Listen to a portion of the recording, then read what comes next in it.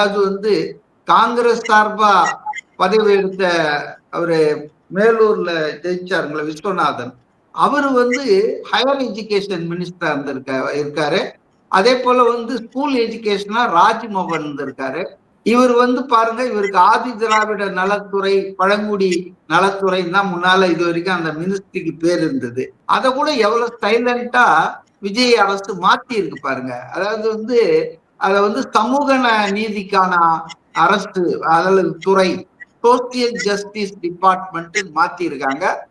பல விஷயங்கள் அவர் அதிகமா பேசாம, ஆங்கிலத்துல சொல்லுவாங்கல்ல, எம்பி வெசல்ஸ் ரொம்ப நாய்ஸ் அதிகம் பண்ணோம், நிறை கூடம் தழும்பாதுன்னு. அது மாதிரி விஜய் ஒரு நிறை கூடம், அவர் ஒரு நிதானமானவர் என்பதை இன்னைக்கு நடக்கிற பல விஷயங்கள்ல பார்த்தா நமக்கு புலப்படுகிறதுங்க. அதிகம் பேசுறது இல்ல, அதிகமா ஜம்பா அடிக்கிறது இல்ல, சவடால் அடிக்கிறது இல்ல.